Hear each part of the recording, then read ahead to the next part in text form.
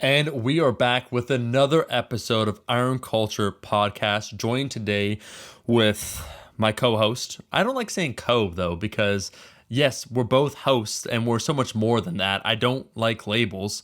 But Eric Helms is the man I'm joined here with, and it's You gonna. can call me your partner. No, I wanted you to offer that up. You know when you want someone else to say it and I don't say it because then it looks needy. So thank you. Right. Yeah, partner, of course. So my partner, Eric Partner, Helms. perfect. This episode, Eric's going to get uncomfortable. Oh yeah. Oh, yeah. We're talking with people who have insights when we're just trying to sit here ignoring existential crises, lifting weights, Yeah. checking out hot guy babes, as you like to say. Thank you. Yeah. Man humps. Man hunks, yes. But on this episode, we are joined by the amazing Dr. Corey Probst and also Amanda Rizzo. These are legitimate mental health practitioners. Corey having a PhD and being a clinical therapist, as well as Amanda having her master's. Corey has worked with Dr. Joe Klimczewski. Klimczewski. I can never pronounce his name right. No one can, so no one's mad. But believe it or not, my good friend who we've also had on the podcast before. That's why we just say doctor. Why do you think when I was talking to him, I'm like, so Dr. Joe?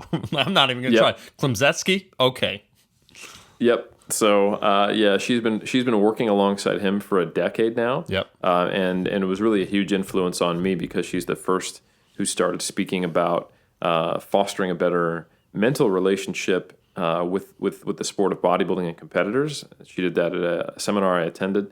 And then Amanda Rizzo is someone we've brought on to do the same thing with 3DMJ.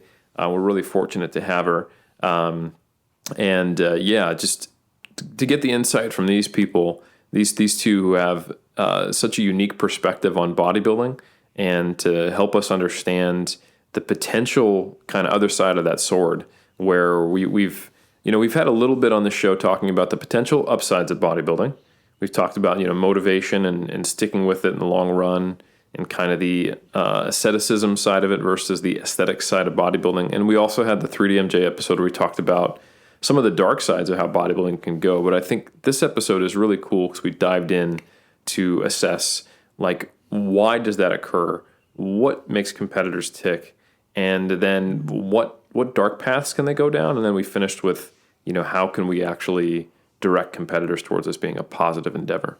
No, I think this is a fantastic episode and it's an area that people don't talk about, or as you pointed out, Eric, the literature of psychology tends to focus more on the negative aspects of anything. And so trying to provide a holistic overview of bodybuilding, the motivations, the individuals, giving a complete picture rather than just a piece. I'm so glad I can say for myself that we're editing out and no one will be able to listen to it. The Jerry Springer-like situation that unfolded, where we brought on these two clinicians and I basically confronted Eric on why he won't let me compete, where I say, hey man, I'm ready, I want to do bodybuilding, and he said, you're about 4 days and 3 years out from even being ready. I thought he was talking physically, but now I found out it's mental. So I'm just glad that whole fireworks was Yeah, we'll save that we can have little clips in the future once we have our eventual falling out, and we're publicly blackmailing each other.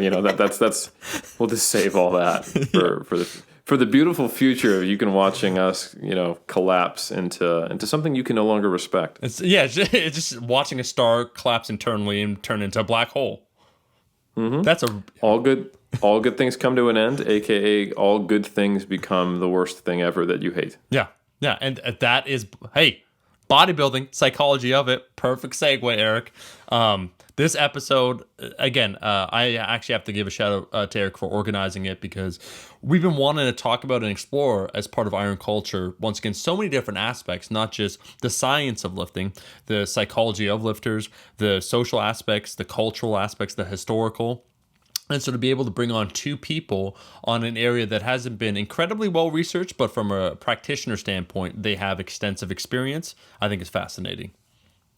I absolutely agree. And it was a really good discussion, and we just want to thank them for being on. Yeah. So without further ado, this episode is now the psychology of bodybuilders. Welcome to Iron Culture, folks. We are here privileged to have both Amanda Rizzo and Dr. Corey Probst. These are folks I'm a big fan of, and mainly because they are some of the few voices out there that are specifically talking about psychology and bodybuilding, which I think is really unfortunate just given how important it is, and how much, in my opinion, it's probably the biggest reason bodybuilders can be successful, but also the other side of that sword, it's probably, in my opinion, the biggest reason why sometimes they don't achieve success, or that success comes at a significant cost to other aspects of their life. So without me kind of spoiling the story too much, I want to introduce our lovely guests. Amanda, let's start with you. Tell us a bit about yourself, and thank you for coming on. Yes, hello. Thank you for having me on. And right to it. About me, I am a mental health therapist, currently working at Weber Community Center, which is an agency here in Los Angeles. And I primarily work with adolescents and adults. And I see a range from diagnoses from depression, anxiety, substance use, PTSD, a lot of trauma. But I'm also working alongside 3DMJ, and I'm currently their mental health consultant. So I help the team conceptualize what's going on with their athletes, and as well as work individually with some clients who have taken on online therapy sessions with me. Yeah. 3DMJ, I've heard good things. So Are we going to get to analyze Amanda Eric in this episode or no? I think we should. Are we going to analyze Eric or me? No, you're fine. No, we're honored to have Eric. We're honored to have you on. What does it mean that he has all his degrees always in the background when we do a podcast episode, or the image of himself muscular in the background? Like, can we maybe just take a look at some of these things, or no? Other things are lacking. Eric, do you want to dive into it? Let's go. Let's go. Let's do it. So I was, yeah, like I don't have degrees. You didn't see You're that. next, Corey. Awesome. Yeah, so we'll get into why I'm compensating for my lack of many things later in this podcast. But yes, it's our privilege at 3DMJ to have you alongside us, and that's something I think we really hope to set the example in that more coaches take what they're doing seriously to the point where they acknowledge the limits of their scope and the value of being able to have someone like you to consult. So thank you so much. We'll get more into your personal background and what led you down this pathway if you're willing in a bit.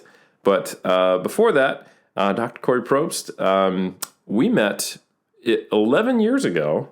I think it was during, Alberto Nunez was dieting, getting ready to win his WBF Pro card. I think you weren't dieting that year because I think you competed in 2009, if I recall correctly, and Leroy Perry's show.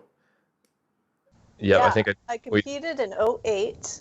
Oh, did you compete in 2008 as well? Yeah, in Evansville, won a pro title there, and then in 2009, and that was that was a long 3 years of dieting. So I think when we met, I don't remember if I was on the tail end or if I was approaching that show.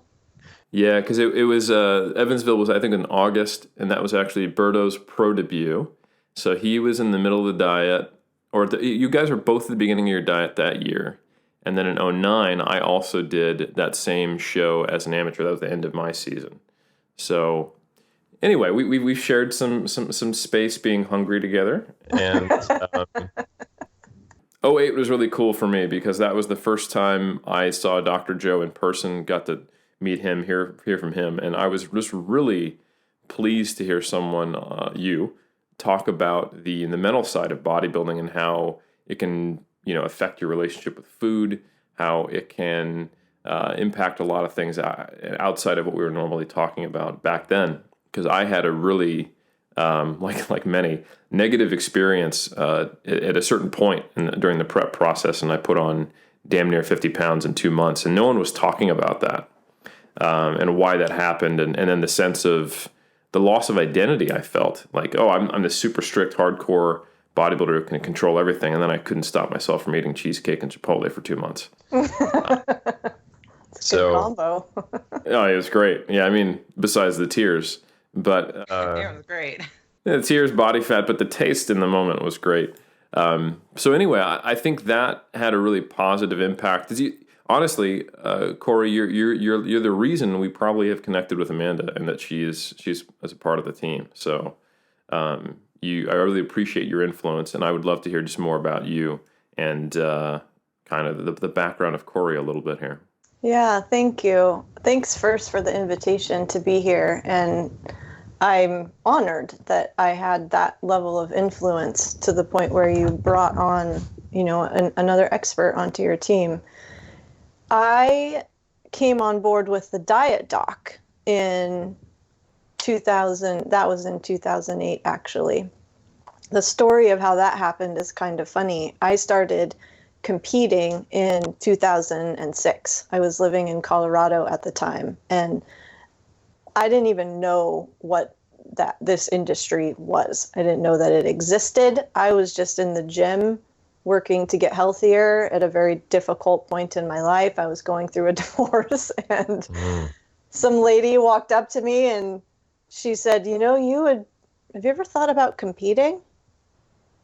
Like, well, I mean, I have competed. I don't really know what you're talking about. Like, I was a gymnast, and I competed in music. I was a singer actually through high school and through college, and she kind of explained what bodybuilding was, and she said, you'd probably be really good at it. You have the structure for it. And so I started doing a little bit of my own research, and my background was in exercise physiology and kinesiology, and I had a minor in nutrition. So I was I wasn't working with a coach or anything. I competed for a couple years and did really well on my own doing regional shows. And then when it came to the upper level competitions in the NPC, because that was really where I was, that was the only organization that was available unless I was going to travel somewhere.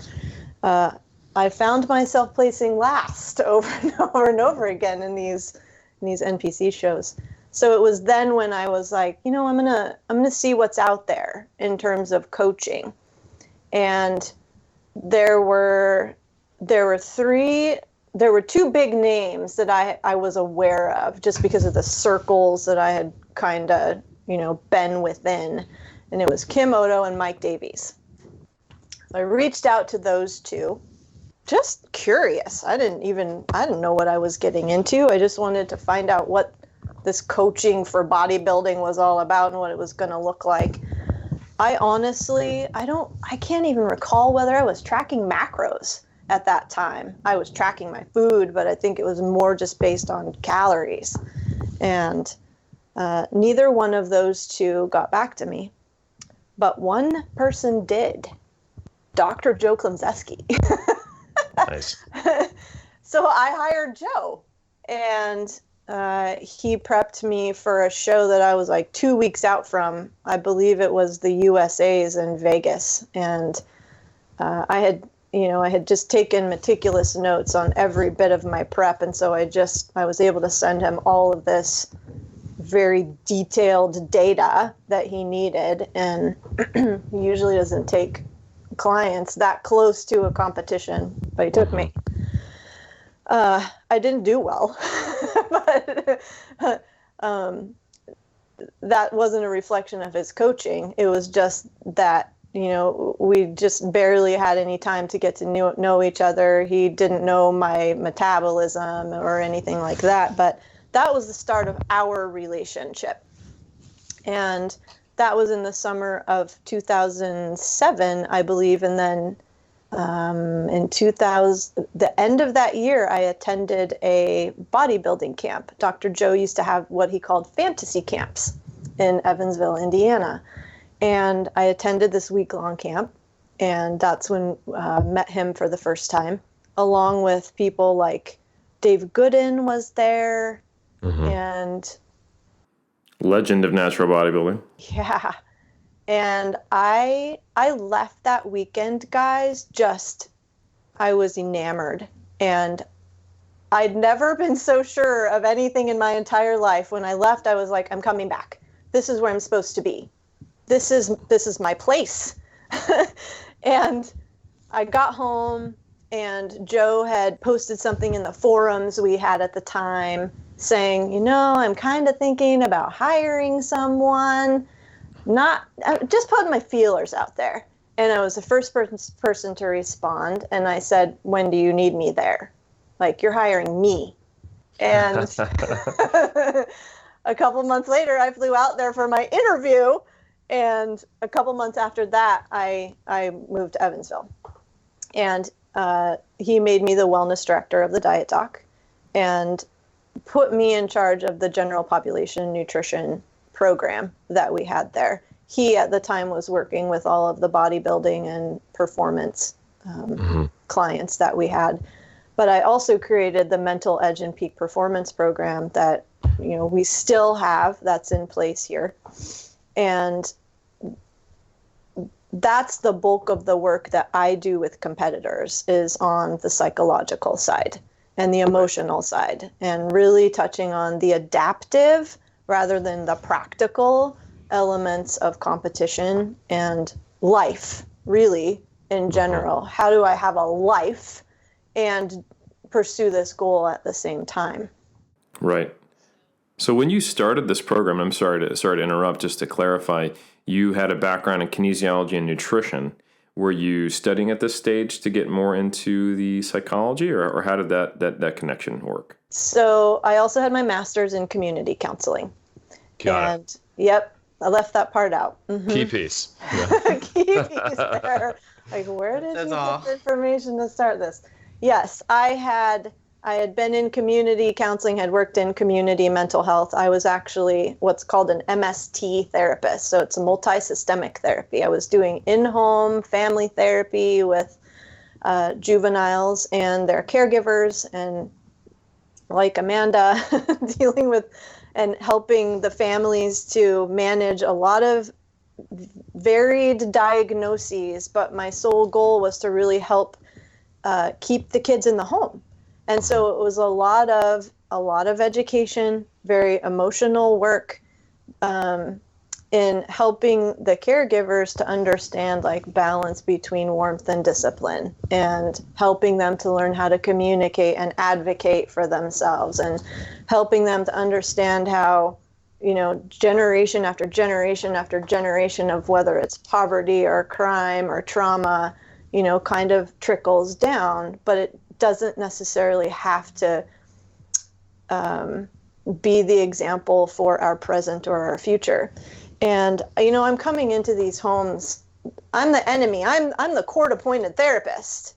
Right. And so Yes. I had a lot of really great experience in learning how to engage people and how to help foster trust. And I was with these families for 5 to 6 months at a time. I'm coming into their homes 3 to 4 times a week for 2 to 4 hours at a time. And it was really demanding, emotionally challenging, vulnerable,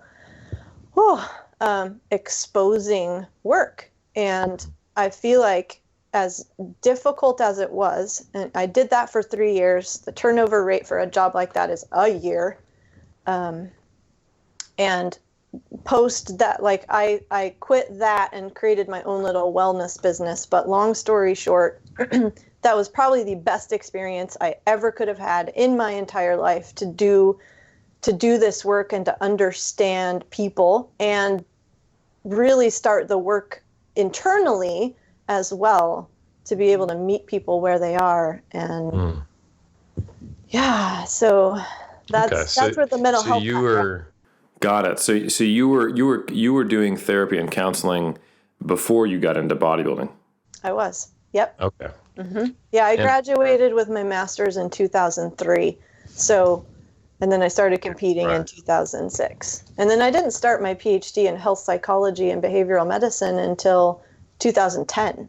So I was established at the Diet Doc for a good two and a half years before I started working on the doctorate. Nice. And were you able to, so I'm guessing that the doctorate, you're able to tailor more towards the work you were doing in the quote unquote fitness space, if you will, which is cool.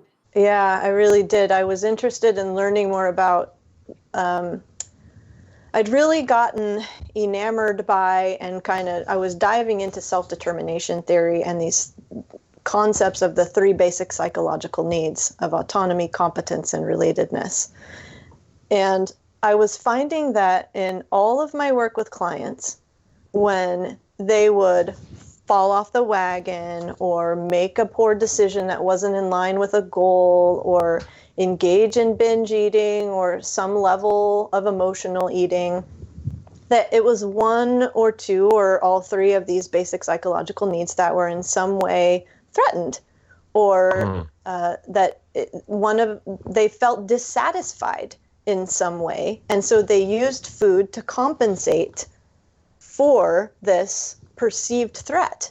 And so what I did in my research, I did a qualitative study and I interviewed individuals who were either maintaining after weight loss or who engaged in a weight loss goal pursuit.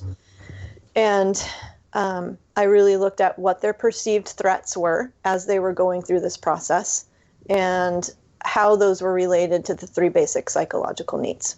So it was really Very interesting. Cool. Yeah.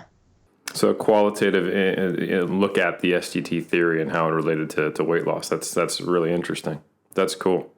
So I think we've got and I really appreciate you sharing all that. We've got a good idea of how the background of a therapist led to being, well, not led to, but then the participation in the sport as an athlete, and then meeting Dr. Joe kind of created this vector where now you share this unique place, at least back in 2010, that I'm aware of as being probably the foremost expert in bodybuilding psychology, if you will. Thank you. Which is really cool. It was, Eric, it was through just my own process those first couple years.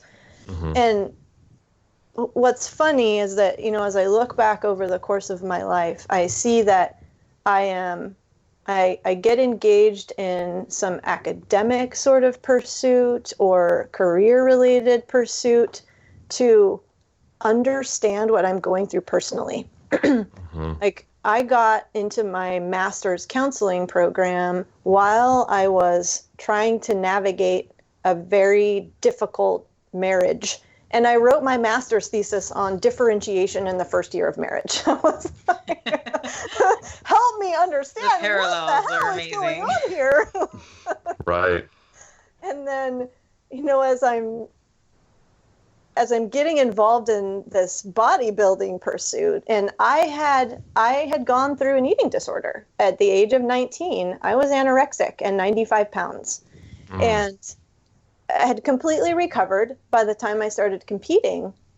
But I was seeing, like you said, Amanda, these parallel sort of thought processes happening. And I'm like, this is not, there are so many things that could go wayward here. Yeah. And then I come on board with Joe, and I'm seeing how they go wayward, and I'm working with individuals who are in the pit of, that downward spiral. And there were just so many concerning things that I would see. A lot of people who come into the sport with an eating disordered background thinking that it's somehow going to heal them. And it just, it serves to further annihilate their spirits and just really puts them in an awful place. A lot to unpack there. That's really insightful. Thank you for sharing your background. I think I'm sure a lot of people I know I can relate to one's personal experience driving them to career, academic, or both directions. That's obviously I do a little bit of bodybuilding stuff in my life myself.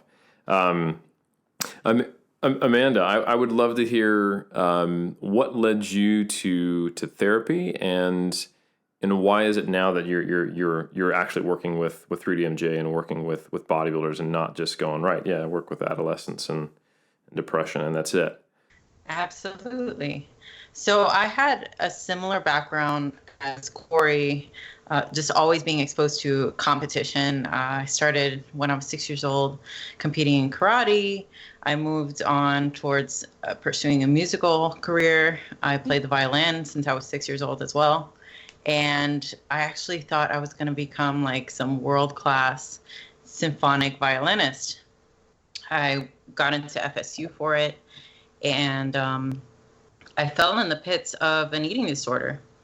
And I seek treatment, or what's the proper term? I sought treatment, excuse me. I sought treatment, and that experience in and of itself was so profound. I had voluntarily wanted to go to treatment and have therapy. So I wanted to give back somehow, just repay my debt. And I had taken a psychology class in high school, and that kind of like always stuck in the back of my head. My music career was becoming more like a chore. I was playing for validation, and it was just not as rewarding as it used to be. And I was like, let me just give this a try. And it was a complete shift from what I was doing my entire life, and definitely rocked the boat in the family. But you know what? I fell in love with it. I was fascinated by the subject and just the concept of giving back. And alongside, I started to learn, hey, I'm processing things within myself just from this. Not only giving back to others and helping people, I'm helping myself as well. And just kind of expanding as a human. And I continued that path to get my master's in clinical mental health counseling. And alongside, I had discovered 3DMJ, and that was through Andrea, who now works with you guys, and as well as Matt Ogus. Omar, I had discovered you as well. Oh. And I apologize. We had never met until now, but big waste of time. And I reached out to Andrea, and we had kept in contact. And this was back while I was doing my undergraduate degree, and slowly started getting into the bodybuilding scene. And I thought to myself, let me do this the right way.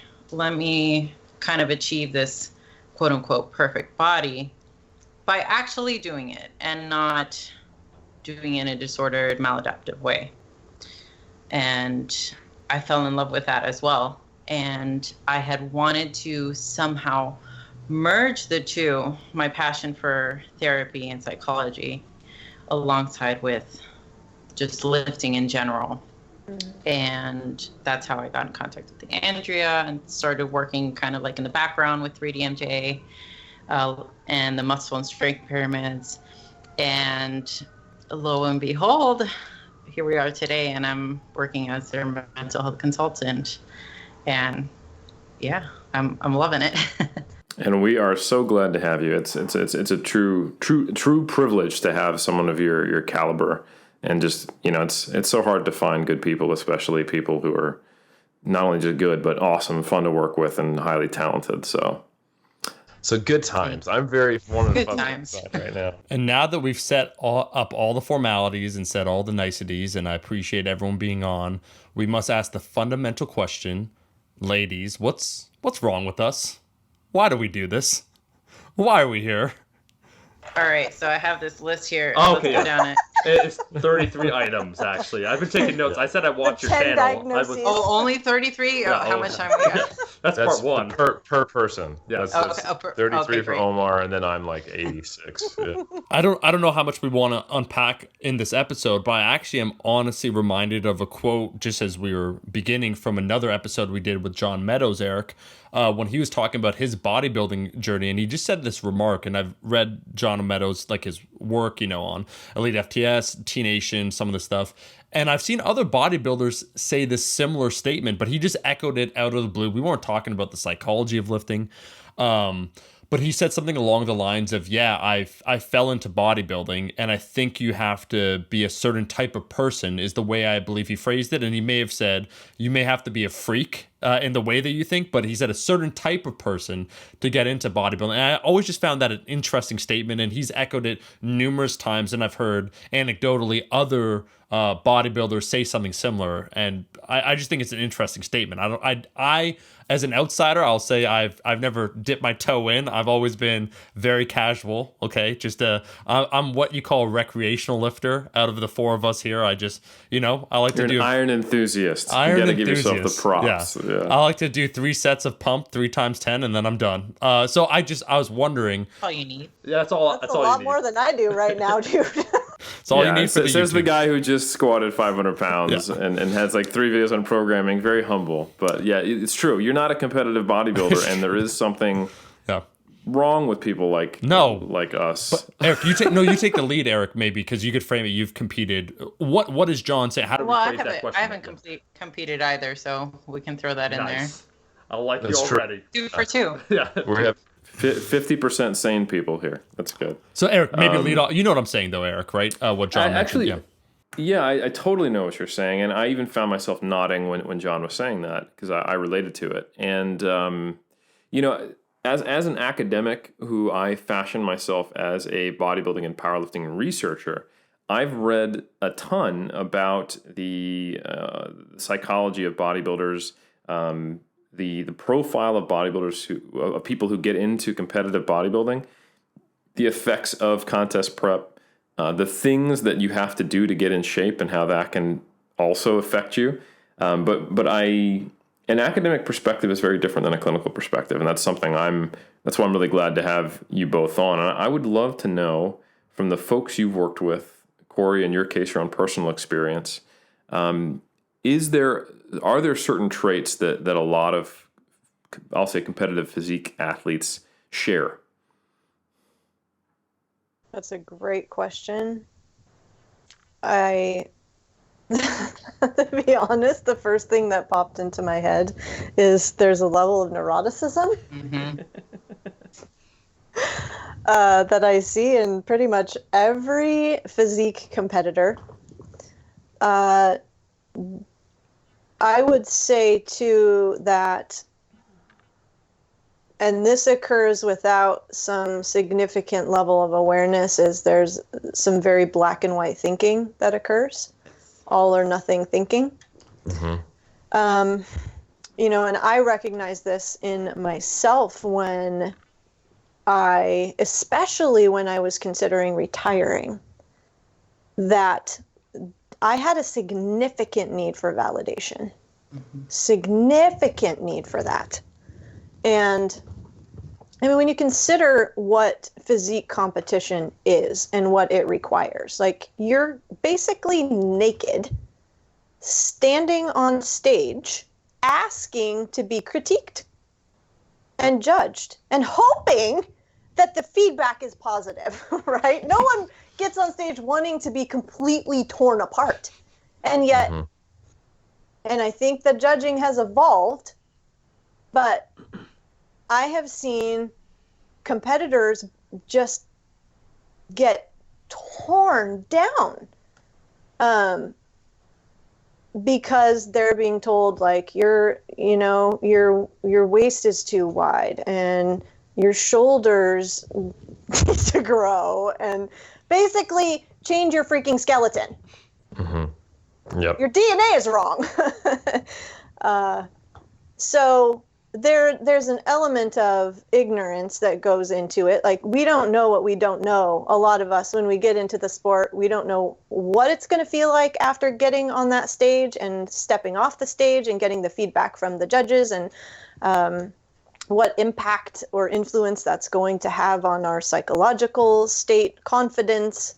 For myself, too, I will say, I know that one of my vulnerabilities, let's call it that, is appearing incompetent.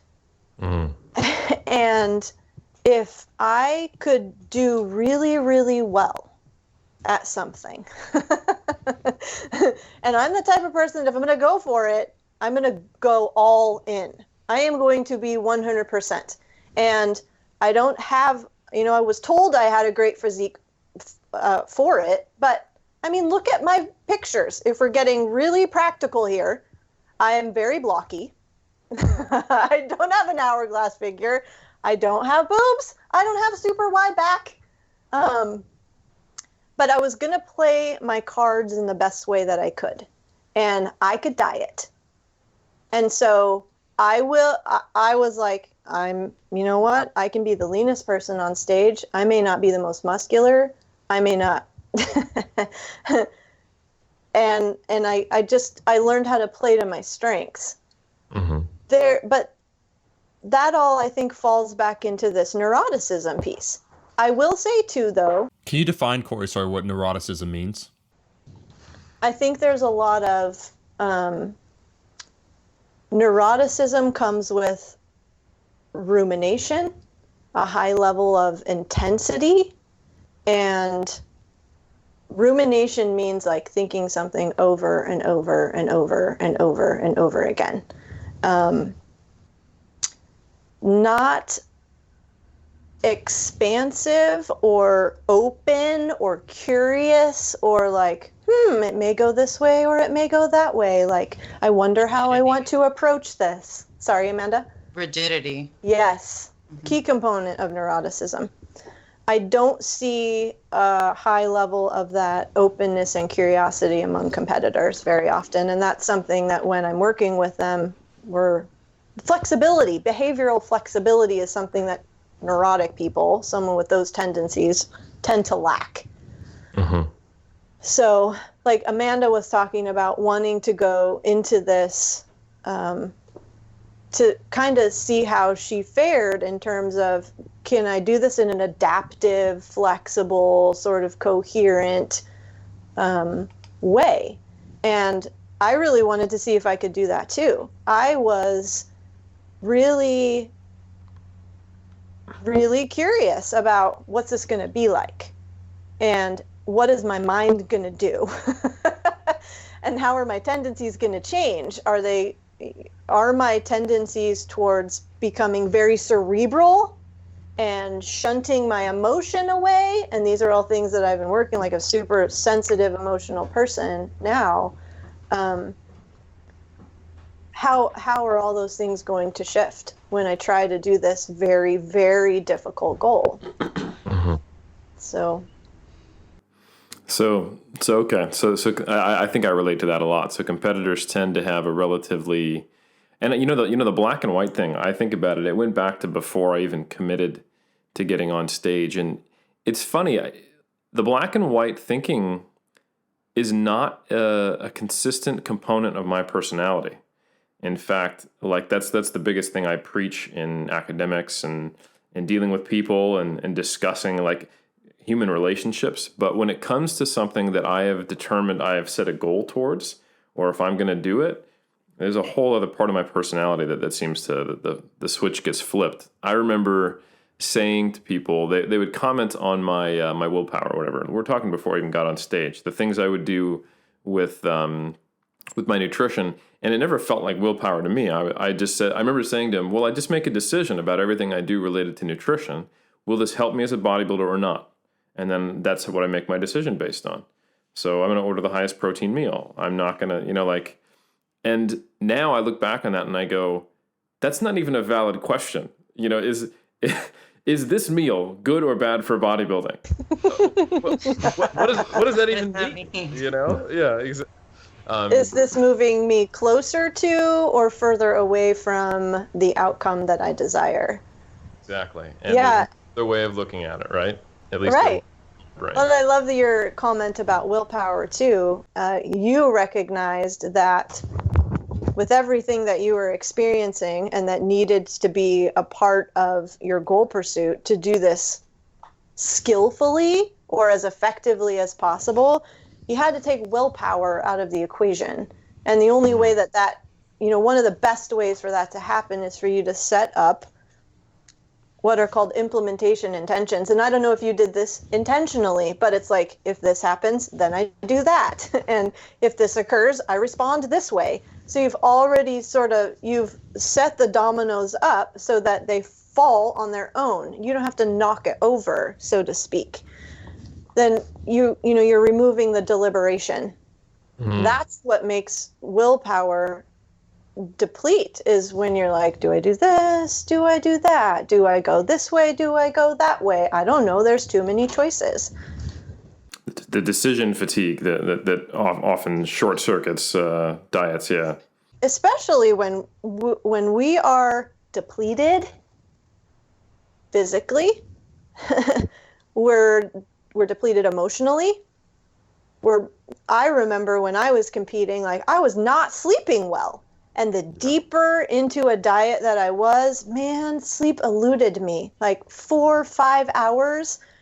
I look back and I'm like, how did I even freaking function? But when you want something bad enough, and you don't want to let yourself down, you don't want to let other people down. That was the biggest thing for me, I think, was I don't want to get to the end of this prep and say, I wish I would have, or why did I? Those were statements that I did not want to have to make.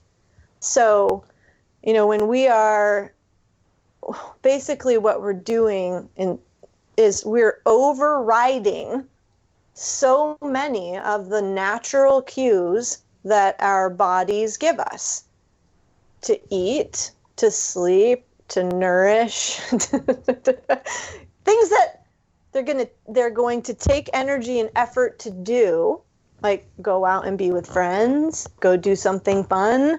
Like, how many of us just started to isolate and not go out and do anything?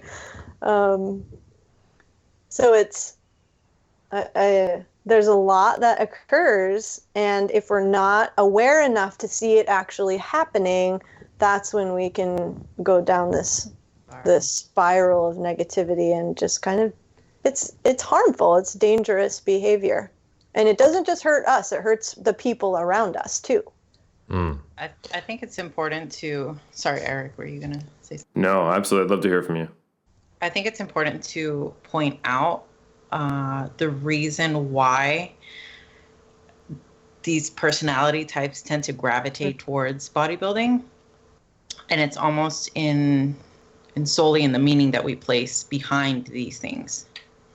Because anyone in the general population can get up on stage and like have a great time, and the judges judge them, and it's like, okay, fine, whatever. This doesn't mean anything to me. But when a competitor gets on stage and they get torn to shreds by the judges saying, their shoulders aren't wide enough, or the waist isn't tapered enough, whatever, they internalize it. They say to themselves, okay, I'm not good enough. This is just a general statement, but yeah, they turn it towards themselves and personalize it boils down. Yeah, they personalize it, and it boils down to, I'm not good enough. I'm not worth it, or I didn't do enough. So the meaning that we place behind these things, even in the willpower, is this choice going to make what I want happen or not? And that's important to me. So it's kind of like it's an easy switch. So I guess it's not maybe the question isn't what's the personality types people who get into bodybuilding, but what people or why do bodybuilders place such importance on the competitive aspect, or why is it that they define themselves through being a competitive bodybuilder? Why isn't it something they do? Why is it that this is who I am? Not that other athletes don't identify with their sport. I mean, that's something, there's a ton of research on that. Like, a college athlete who gets injured, the injury is the smallest part of that. The biggest blow to their identity is the fact that they're no longer on the field, and they're no longer have this career they thought they'd have, and now who am I? But so if we could talk about or I'd just love to get your insights on why might bodybuilders put so much self-expression or identification of who I am into the sport? I would say it's something that is fairly easy to control compared to another sort of career. It's pretty much all on your shoulders. Mhm. Actually, like it depends on your genetics and the actions that you do and how well you train, how well you stick to protocols, all these variables that you can control. So it's dependent on you. You Mm. can't say, oh, my client sued me or something. It's no, it's you. It's all you. So I think it's fairly easy to internalize and um, internalize and process these things as your self-worth. No, it's interesting you brought up the term control, because in my academic looking at this whole thing, one of the key features of certain eating disorders, I think primarily anorexia, is a desire for control, sometimes coming from the background of the person, and then seeking out and finding a way to express that control. And man, if bodybuilding isn't about control and putting it all on your own shoulders, then I don't know what is. So do you guys see parallels there? Do you think that those are related? I think that, Eric, there's discomfort with uncertainty Yeah. Yes. a lot of times among bodybuilders. And I'm competitive, but bodybuilders who stand on stage and naked to get judged, Right. not bodybuilders in general. Mm-hmm. I think they're very different than the ones that transition into standing on stage and competing. But a high degree of discomfort with uncertainty, and I'll say this because in a lot of the work that I do, I am teaching individuals about the concept of mindfulness. So this non-judgmental awareness of thoughts, of emotion, of circumstances. And because a lot of competitive bodybuilders that I work with, what I see is that oftentimes they confuse the circumstances with their capacities. So what I mean by that is just what Amanda said. They personalize what's occurring around them, their hunger, their body size, shape, weight on the scale, body fat percentage, all of those metrics, macros, whatever it is. And I'll give you an example with a client I'm working with right now. This is a general population example, but it'll kind of shape this concept for you. Girl comes to me and her coach has her on a very low carbohydrate diet, like basically a ketogenic sort of diet, because she has high sugars, high blood sugar, and she's binging. First thing I'm thinking is, well, it's probably not you that has the binging problem. It's probably the fact that the diet isn't working. It's not sustainable. You know, our brains are protective. They don't want you to, your brain doesn't want you to starve. So when you binge, you're actually taking care of yourself. So it's not a me problem, it's a circumstance problem. Let's change the nutrition plan, and then you're going to see that you can do this really, really well and effectively and skillfully. So I think we run into that in the bodybuilding arena also. Right, because we're taking on this monumental task. We're sometimes trying to achieve things that are not possible if we don't understand that is a structural issue, or at least that require monumental effort to change, which is part of the reason why we like it. And this also explains why so many bodybuilders go the route of anabolic steroids and performance-enhancing drugs, and because the expectations they have of themselves and the things they're trying to accomplish require this truly superhuman levels of effort and change. And I think I can understand that, which even relates back to why I decided to stay naturals, because I knew that was part of my personality, so I had to draw a line in the sand to prevent myself from going too far. You know, like, okay, that's not an option, because I can see, you take me plus that, bad things, you know? You would look great, though. great. Yes. Hey, can I just say, Could you imagine? So a bit about what Amanda and Corey said. Back to analyzing Eric, ladies. I want to just give you a piece of information that might be relevant towards why Eric competed in 2019. So you guys were talking about trying to derive order out of chaos, a sense of control from the meaninglessness potentially of life for a variety of different reasons. Eric came to Toronto last year. We had a great time. I actually can say I look up to Eric. I call him coach. I highly value his opinion, his integrity, everything about him. I decided while we're working on the project one night, this is true, hey, let's go watch a movie. Why not? Unwind a little bit. So we watch it with one of my friends. The movie's called Hereditary. The movie's basically one big movie about nihilism. And it battles against American exceptionalism, the concept that no matter, there's that stick-to-itness, like the good old-fashioned American work ethic, where if you just work hard enough, if you resist a problem, like you can get through it. Nope. It's about nothingness. It's about no matter what you do, entropy's there, nihilism's there, you're going to be defeated. And after we watched the movie, I looked into Eric's eyes. My buddy, on the other hand, he's like, yeah, I know it's spooky, it's unsettling. Eric was rocked. I was rocked because we saw into the very depths of our souls. Did you guys replay this for us right now? Just to get a bit Of how it went. Yeah, We were just, close. our eyes were kind of like, one eye was like kind of twitching a little bit. And it's like, and Eric's like, hey man, you're going to be okay? And I'm like, yeah, I'm fine, bro. Are you going to be okay? And he's like, yeah, of course I'm fine.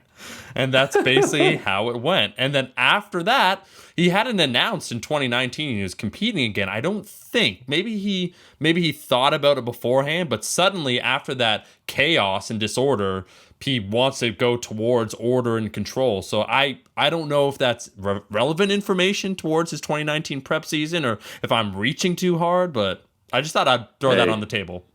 Besides me announcing in late 2016 that I was going to get back on stage, I'd say that's a perfect assessment of why. Yep, thank you. Okay. So, However, spot on. I do think there's like some really good. I think trying to find meaning and trying to like most bodybuilders are not like it's surprising to me how many bodybuilders don't have huge Instagram accounts. Like if you look at like who is on Instagram and has the great body and that people watch, they're sometimes physique competitors, but a lot of the times they're like, lifestyle fitness and like supplement sponsored athletes who are cover models or, but if you look at your average competitive bodybuilder who has a better physique than them and is some like mid-level, high-level amateur or early stage pro, but not like a champion who everyone's aware of, they could very easily leverage that to create a huge Instagram following, but sometimes they've got like 2K, and it occurs to me that the validation is often part of it, but I think what keeps people competing is that striving against yourself, that kind of the pathway of that journey. And I do think it has something to do with, fighting against, nihilism, making meaning, and making sure that there is that I have a purpose almost.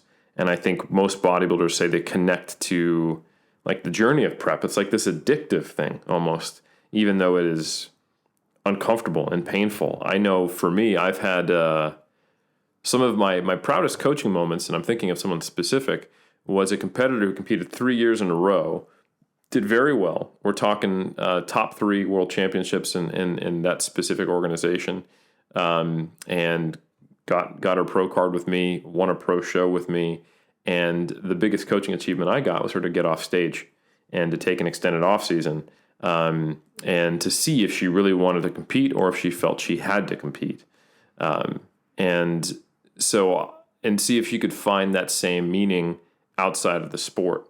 So I guess it might be.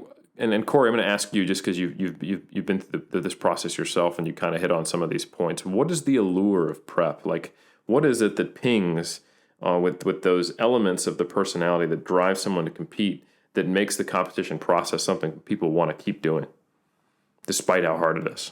I think there are multiple layers to this. I see among a lot of the individuals that I work with a desire to compete coming from the desire to maintain what they've achieved and gained. Like, I don't want to lose that.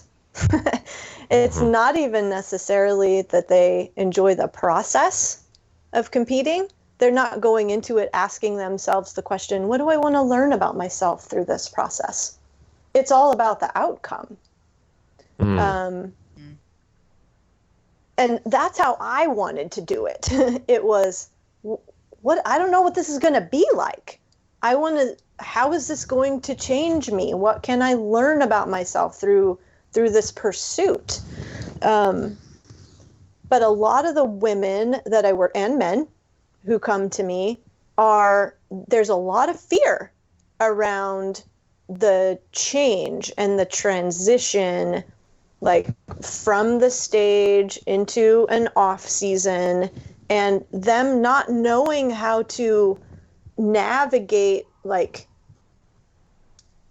relationships and just things that people who aren't competitive bodybuilders would think of as normal. It's almost like a soldier coming back from war and not knowing what to do or what to say or where their place is in the world. Exactly. I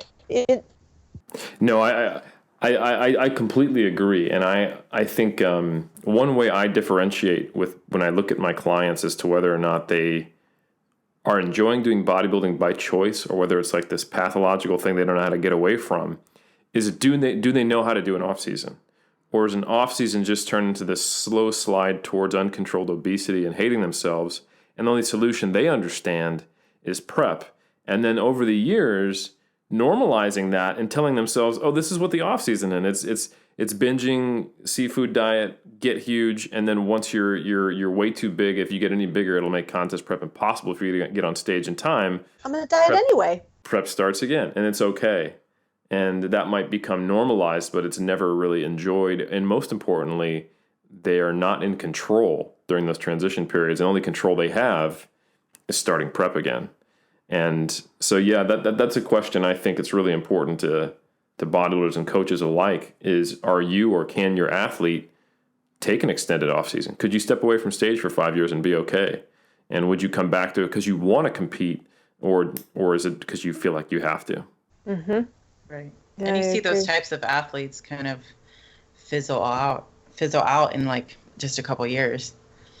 Like they're just competing, in a consecutive 2-year mark, and then they drop off the face of the earth, or they just have to stop. They can't do it anymore. And it boils down to, why are you doing it? Why are you competing in the first place? And what are you going to gain from it? Is it attention? Is that where you're going for? Is it validation? Or is it kind of just like a curious journey? What am I going to learn from this? Be open. Is it, if we want to personally challenge ourselves, see what we can do, see what we're capable of, with the understanding that there are going to be times when you're going to fail and you're going to make mistakes and fall on your face. I'm working with a client right now who she's competed before. She's been in an extended off season, didn't know when she stepped off stage the last time if she would get back on stage. And she's thinking now, like, I think I don't have a pro card yet. Like, that's been a goal of mine for a really long time. I really want to go for it. I don't know that right now is the ideal time. I'm really focusing on my career right now. I just got engaged. We're trying to plan a wedding. So she's reflecting and thinking through what her priorities are and what she's going to have to, how she's going to have to re-divvy up her time and how much effort it's going to take. But here's where it's sort of the black and white, getting stuck in the past sort of things come into play. And the mistaking the circumstances for me sort of a thing. She said, my coach, he's designed this training plan for me and I have to be in the gym 5 times a week. She's like, it's not going to work. I'm not going to be able to compete. I'm not going to be able to stand on stage unless I'm in the gym 5 times a week. And I was like, wait. Why why is that the only truth? What are all the other possibilities here? You know, when I was competing, I didn't want to give up what I loved in terms of other types of exercise. I was running throughout like the height of my bodybuilding career when I was actually the strongest and deadlifting 375 pounds at 105 pounds of body weight. I was running every single day. Why? Because I love it. It fulfilled me. I was doing functional training. So it's, as coaches too, helping our clients to see that it is possible to do this, and I don't like the word balance, but I'm going to use it, in a more or less balanced way by not eschewing all of the things that really fulfill you and bring you joy and a sense of purpose outside of lifting weights and standing on stage. That just serves, if we do that, and I've seen too many competitors too, like, lose relationships throughout the process of a prep when we just neglect everything else that's important to us in our lives to do this one thing. That's when it can become very depleting, and we end up where you said, Amanda, where it just fizzled out. It's not something that we can sustain. Mm-hmm. Now, I actually want to leapfrog off of something Eric said before about his choice to remain natural. I don't know if any literature exists out there examining the psychology of, let's say, an enhanced lifter versus a lifter that decides to stay natural. So let's say bodybuilding, natural bodybuilding versus, those that decide to become enhanced. Are there any observations? I don't know. Dr. Joe told me that he doesn't, I don't believe he dealt with anyone that was enhanced, but just observationally. No, Dr. Joe has worked with plenty of people who are enhanced. Right. It was me who had never worked with anyone who was enhanced. Yeah. So just curious about that, because Eric did mention that where it was a decision he made, but in terms of that choice, are there any fundamental differences that have been observed between those two populations? Can we make, not any conclusions, but once again, any statements about that?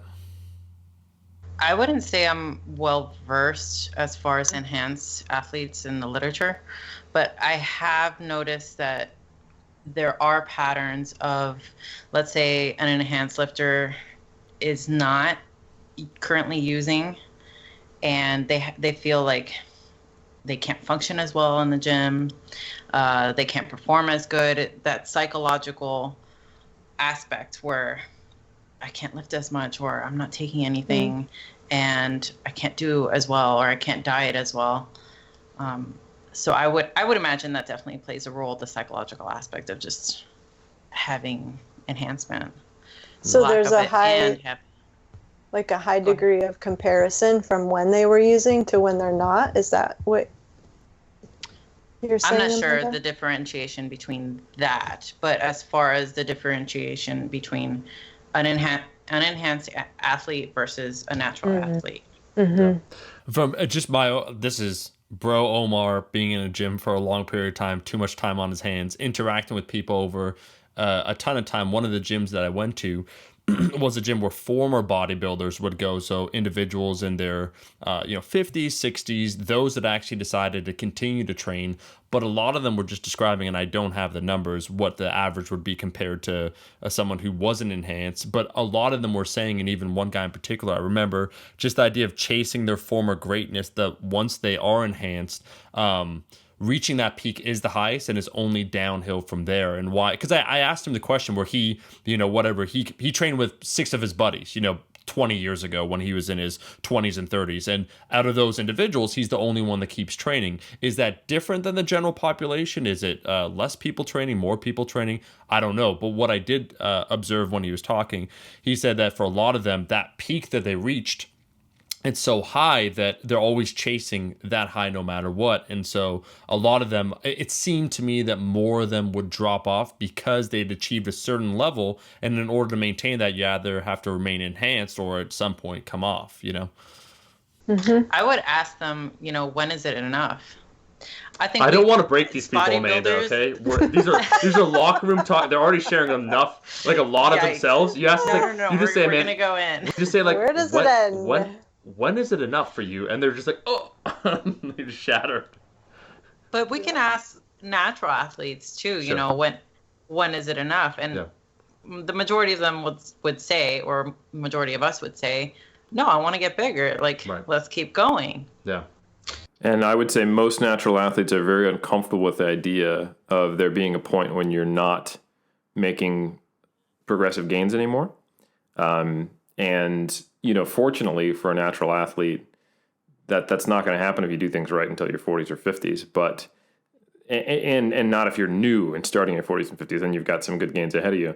But if you it's almost like, well, I know your attitude's like that now when you're 21, and this is, 36-year-old coach Eric thinking, and great, we've got 20 years to work on you getting prepared for what's to come. But you can see it if someone posts something about, this study 6 months on bodybuilders, no change in their strength levels, or X guru speculating about only gaining a quarter pound every 5 years or something like that, and then just the resistance you'll get, or someone goes, "Oh, why would you ever remain natural if that's all you can look like?" And I think this is more of a perspective on how do you stay with bodybuilding long run. You have to start shifting your motivation towards doing it for reasons that are more process or intrinsic, or besides purely just getting something out of it. But yeah, I guess I would love to hear more about any observations you guys have seen between enhanced and natural, or if it's just a difference of magnitude of the extremity of their mindset, if anything. Corey, anything? I honestly haven't worked with a lot of enhanced athletes. Mm-hmm. My experience really does come from, the natural world. Yeah. Same here. I can comment on the literature, the few things, and these, again, I don't want to stigmatize enhanced athletes by any means. The nature of research kind of does that. Like, you're not a statistic, you're not a mean, but when we do look at some of the reported kind of behavioral correlates in some of the research, you typically see more risk-taking behavior, which is interesting. Like, when you look at the polypharmacy, it's because I agree with what you were saying earlier, Corey, is that a fear of the unknown is something that a lot of bodybuilders are like. I'm going to slowly expand my comfort zone, and I'll do it when I'm in complete control, and it'll be the purpose of pushing my progress forward. But if something is way outside of that, I might not try it, and I'm sure there's plenty of people who can nod and think about this. Like my colleague, Jeff Alberts, like, for example, to get him to do a new exercise that he's never done before, it might take a few conversations, Berto showing him, me showing him, and he's like, I've done what's tried and true. Like, I don't know I'm not sure I want to put my toe in that water. This is something he said publicly, so I'm not like calling him out or anything. But he's not alone. Call later. Yeah, you son of a bitch. Yeah, My dark secret. And unsurprisingly, like, he's never smoked weed. He doesn't really drink. I'm someone who doesn't drink very much at all. I've never smoked weed. So like the desire in not that this is all natural athletes, but I think to get out of control or to step into something that's a large unknown might conflict with the desire to see progress and do whatever it takes to push forward. And I think there might be some kind of moderating variable around risk-taking behavior. And then there's probably a decision or some critical pivot point of, all right, this is a risk, but it might help me towards this all encompassing goal I have. And then I think whether you tick over to one side or the other, there's probably this crucible moment that has to do with the strength of those signals, if I had to guess, but I don't know. I agree with you, Eric, and I don't think that we can leave out the variable of our who we're hanging out with. Oh yeah, your environment, absolutely. Yeah, and just the social environment. So if I had started competing and I was surrounded by, I had a pretty strong constitution. Unlike you, I've I don't usually drink that much. I've never smoked pot. I haven't smoked a cigarette. I don't know what any of that stuff does or is or whatever. Um, I can't tell you how I would have reacted if everyone in my environment in bodybuilding was using substances. I can't tell you. Mm-hmm. It's very true. Yep. Yeah, go ahead. Yeah, I was just going to say that I had to make the decision because around the time I was getting involved, it was kind of a more known quantity, and that's what bodybuilders do at a high level. And it wasn't until I got exposed to an INBF WNBF show in 2005 that I attended that I was like, oh, this is a thing, you know, because like natural bodybuilding just is not something that's everywhere. Like you said, Colorado in the late 90s, early 2000s just didn't have natural shows at all. So if you were at a bodybuilding gym, there's a good chance maybe half the actual competitors are on something General at some time. population. Yeah, absolutely. So I think that's a really good point. Is it's not necessarily risk-taking behavior if your entire social circle says this is okay, we all do it, and we're fine. Absolutely. So that's a really good point. I do want to get to the nitty gritty if we can. One of the fundamental questions when it comes to bodybuilding, lifting, and all that stuff, and I'll just ask it point blank, ladies, why do lifters like such cringy motivational quotes? Like the bar is so low for the quotes that they love. Grind time, prime time. You want it, you gotta get it. Beast mode. Like, why is it so corny, simple and plain? Cringy. Speak for yourself, Omar. I'm just where we see this, like, come on. I'm like, man, I look at some of that stuff. It makes me. You know what I'm going to say, Omar? You know why? Because we don't have any brain power. Because we're dieting so hard, like we can't think about anything more complicated. Grind time, prime time. You know the Because funny it's thing? timely, it's quick. Like you just need it in that spur moment, Yeah. like for executing a set, and that's just how long it lasts. Couldn't do that I'm last going to set. actually challenge the stereotype because I actually think that there is, like most things that have kind of a small cultural movement that get bigger. Not that bodybuilding is huge, but it had its moments, like with Arnold and stuff like that. The difference between the marketed version and what made money and the culture that surrounds that and the originating people who are bodybuilding is quite substantial. Like I just posted today, and this is just for those who are wondering, this is 13th of May. On my Instagram, I posted a picture from Eugen Sandow. He's the father of modern bodybuilding, the first, probably arguably, person we consider a competitive bodybuilder who organized the first shows. His book, Strength and How to Obtain It, published in 1897, he had the Atwater equations of the original. How did this pioneering nutrition science guy, the guy who created the field, essentially determine the calorie count of foods and the protein content using nitrogen?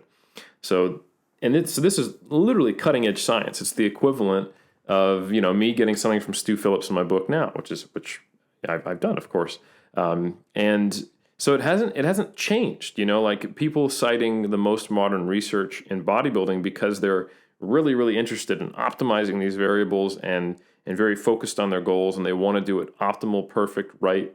They're not comfortable with not knowing if it's not the right way to do it. Like they want to get it done right the first time, plan in advance, set these dominoes up and knock them down. And okay, good. I feel confident, even if I'm wrong, that I'm doing this the best way possible. And that makes me sleep at night. I think that's been there for a long time, even over 100 years ago. And I think the difference between that and what can be marketed to the entire community of people who will spend money on supplements is substantially different. Most bodybuilders I know are, if not classically intelligent in a very, like book smart kind of way, they're very attentive. They're very good at controlling variables, and they like to pay attention to details. They have certain obsessive, all the stuff that Corey and Amanda were talking about.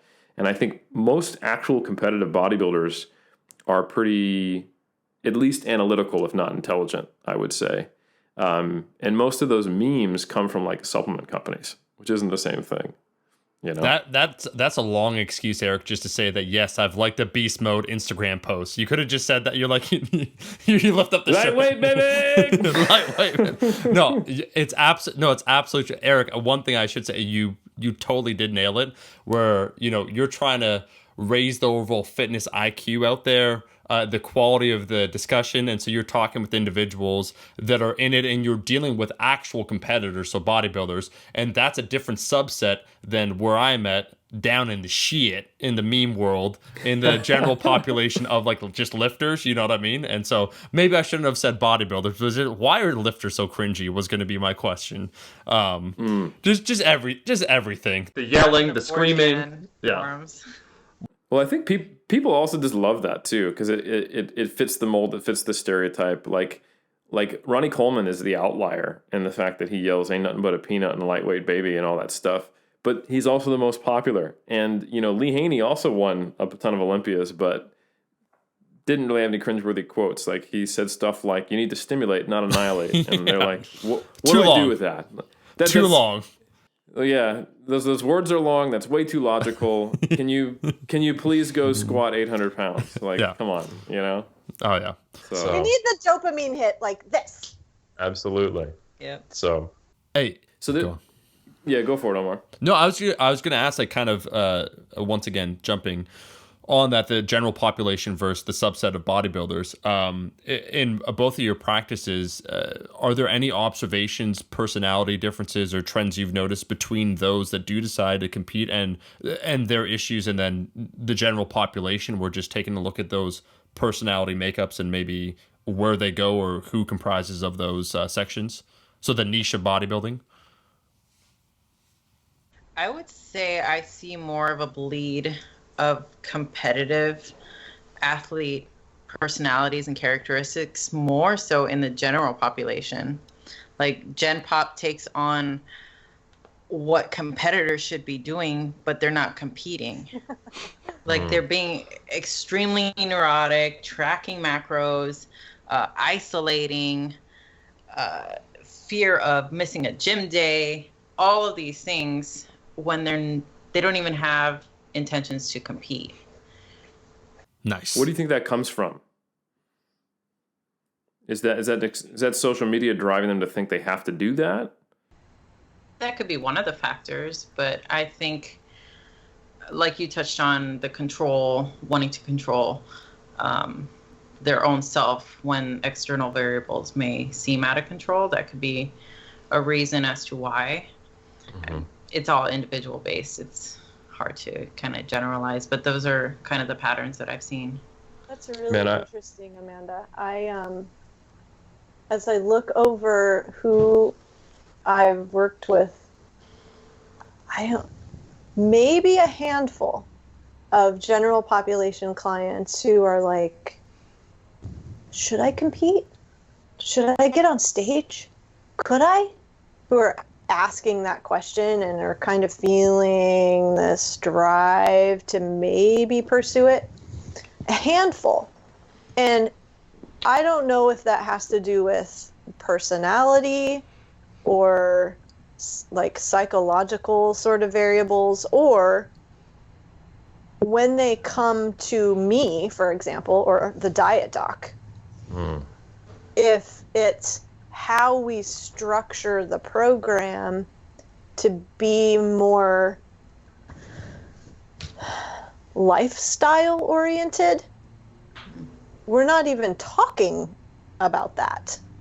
It's how can you pursue your goals in this way that is both structured and flexible, kind and compassionate, mindful and aware, asking yourself the question, like, what is truly important to me?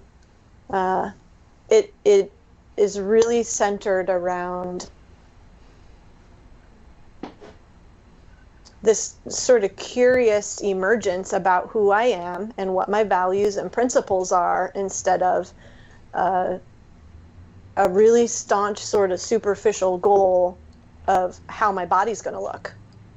So, yeah, it's a really interesting question. Yeah, and I think any competitor starts off as Gen Pop. So That's a good point. when does it become the difference? You know, when do you transition into that competitor athlete title?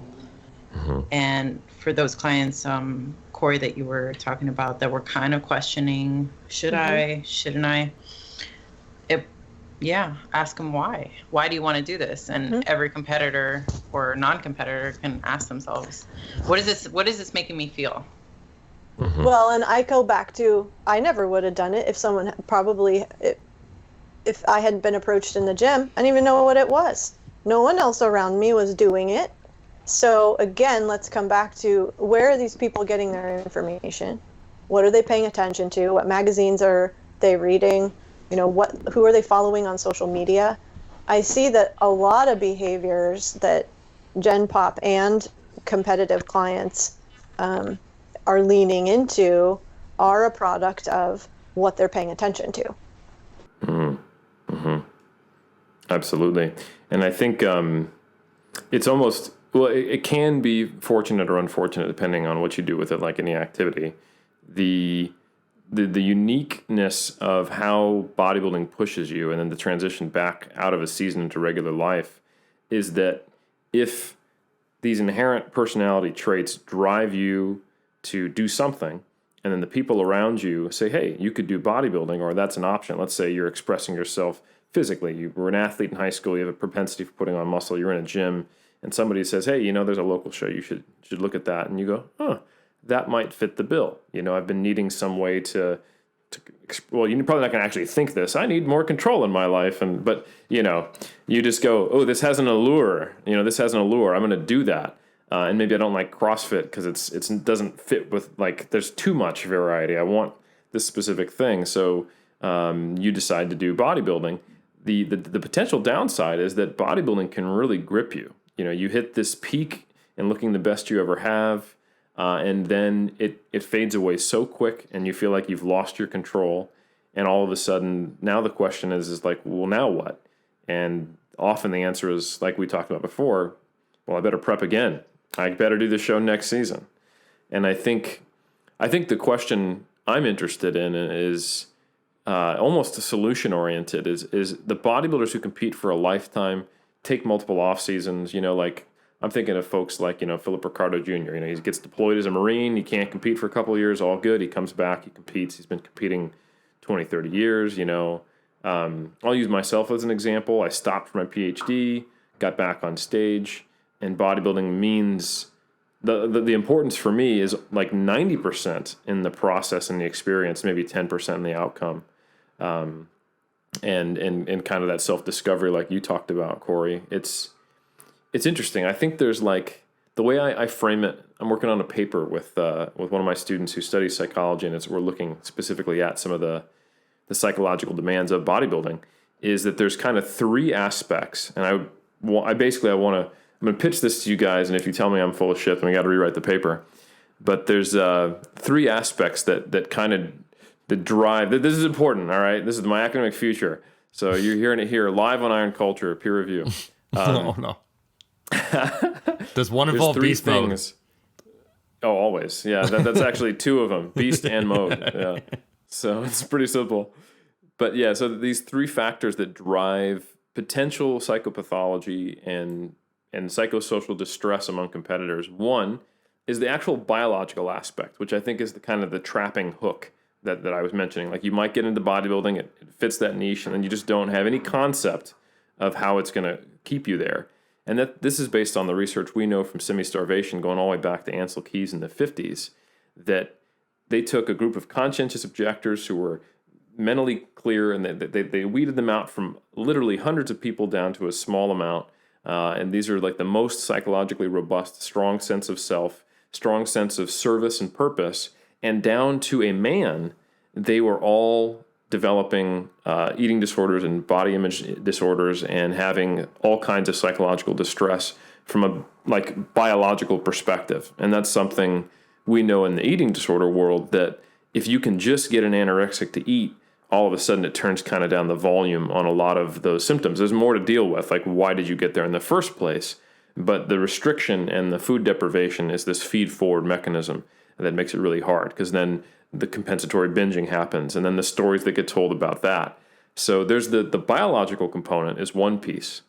Another piece is the actual things that you believe you have to do, and in many cases probably should do, to get on stage, which is tracking every gram of your food to the macro, right? Counting your calories, checking your physique regularly, objectifying yourself, externalizing it. So physique checking, regular weighing in and tracking your food. I think that's the monitoring process can exacerbate some of the aspects. And then finally, it's what do you bring to the table before you compete? Because we do know that the incidences of disordered eating, obsessive behavior, and the parallels in behavior are similar between the competitive bodybuilder and someone with an eating disorder versus someone with an eating disorder and a recreational lifter. There's a lot of data on that. So I feel like it's this trifecta that you're probably going to be drawn to this, and if you're drawn to it, there's a largely likelihood that you share some of the traits that predispose you to eating disorder. The process of what you have to do to get into that shape, the day-to-day activities you use to monitor can cause stress. And then the actual biological effect of getting shredded further drives some of those behaviors. Do you feel like is that a decent? Yeah, I think that's really thorough. It encompasses Eric. it well. Very thorough. And That's I just Eric. want That's why I'm a crazy bodybuilder. the brain likes to do what the brain has done. Mm-hmm. So anything we do has the potential, anything we think has the potential to become a habit. The more we do it, the more automatic it becomes. The easier it becomes, the less we have to think about it. So we put ourselves in a position when we take on these goals that are incredibly rigid and very routine driven. Yep. Ritualistic. And ritualistic to do it again and again and again and again. So it is much easier if when you're done with a competition to start prepping again. Yep. Because it's what you know. The brain doesn't like an open loop. It wants a closed loop. So that makes a lot of sense. Yeah, You know, I can totally see that. I think to, how does one come to the decision to, hang up your heels like I did in 2011 or 12? It wasn't an easy one because, like you said, you're like, but I've done this for so long. What would I do if I didn't do this? It's part of who I am. It's part of my career. It's part of my identity. And it was a process of learning that it's a part of my identity. I've got a lot of identities, and I want to create another identity. And having a level of awareness and in a support group to be able to go to even ask those questions like, what might I want to try? What have I been leaving behind doing this? What have I put on the way back burner that's really important to me that I haven't looked at in a really long time because I've been pursuing this? Does this expand me or contract me now? Like in the beginning, it was really expansive and I felt super fulfilled and interested and curious. Not so much anymore. It feels like a chore. I'm not enjoying it. There's not the sense of awe. And so being able to have that level of awareness, reflection, to be able to ask yourself those questions throughout the process and assess. For me, I've started cycling. Oh my God, I love, it gives me the sense of freedom that I actually felt when I first started bodybuilding. Like, oh my gosh, this is so awesome. It's new and novel and fun and interesting. But what the difference, I think, is that and the experience will probably be different for everyone, is where I feel like for many competitors, there's this mindset of meager, like lower, lower, lower, less, less, less, smaller, smaller, smaller, and maybe for more women than men in bodybuilding. In the cycling world, it's like, it's not less, less, less food. It's you need more food to perform. You need to feed yourself. So the mindset is very, very different from my experience with that shift to what I'm competing in now. And it's not externally focused, like, and some people may argue with me because, yeah, cyclists are wearing really tight bibs and clothes, but I don't feel that. Mm-hmm. That it's not external. I'm not worried about how I'm looking anymore. It's how I'm performing and how I am driving up that mountain, and just that intensity and endurance. I want to acknowledge. Oh, sorry. No, go ahead, Amanda. Yeah. Yeah, I just want to acknowledge the emotional intelligence and the insight that it takes, not only you, but any athlete, competitor, to get to that point. Because from my awareness, it takes someone else to point it out to them, or the coach to say, you got to stop, like, pull the reins. So kudos to you for being able to do that. Thank you. Yeah, I just want to acknowledge that. Absolutely. I think I can say the same thing as a coach. Sometimes the best decision for a bodybuilder is to stop being a competitive bodybuilder.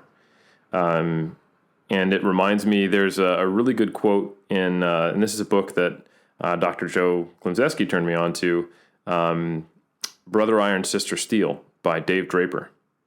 For those who don't know, Dave Draper, golden era, he trained with Arnold, he trained with Frank Zane, Mr. America, Mr. World, Mr. Universe. He got on stage from 65 to 1970, but he's in his late 70s now, and you can find pictures of him, I think, from 2017, where he still looks incredible.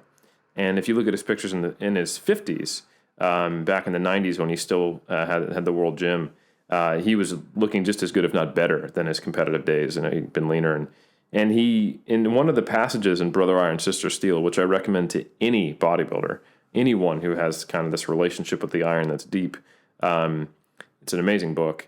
He says, I don't identify as a bodybuilder anymore. I identify as a muscle builder. And he starts to expound on some of the negative aspects of competitive bodybuilding, how it's this all-encompassing drive that makes you, not smaller physically, but smaller in your scope, smaller in what you can apply these skills to, and not learning the lessons from the iron fully is kind of the way he puts it in his really eloquent writing. So I guess what I'd like to do at this point is kind of steer the ship a little bit, and for the people who are going to compete, want to keep competing, but want to have a healthy relationship with the sport. I know you have both, and I just on not truly clinical therapeutic side, but just from my coaching, I've done a lot of thinking about how do I help the bodybuilder find a sustainable relationship with their chosen passion. What are some of the things that you both find are the starting point and the processes that seem to be key to that? What realizations? Because Corey, you were talking about it came down to your perspective as a cyclist versus your perspective, or someone who does cycling, it being an aspect of your personality, versus your perspective as a bodybuilder, and how you're able to get back to the good and remove the negative and feel that it was able to something that expanded you. How does one do that with bodybuilding, given all these challenges? How does someone who says, yeah, I want to be competing as a Masters 2, how do I do that and make it me a better person versus slowly shrinking my social circle and my self-identity? Yeah, making it a microcosm. I think it does come down to you as a coach, Eric, asking powerful questions. It's getting to know the individual on a very personal level. Like, what brings this person joy? What ignites them? What gives them a sense of purpose and meaning? What's important to them? Who are the most important people in their lives? What do they, if they could do anything, how would they spend their time? This is getting more into just the sort of the what motivates them on a very foundational level, because what you come to know about them, what their strengths are of character, what their values are, and how they put those into action in their lives, you can help them translate that into bodybuilding, into whatever goal they're pursuing is.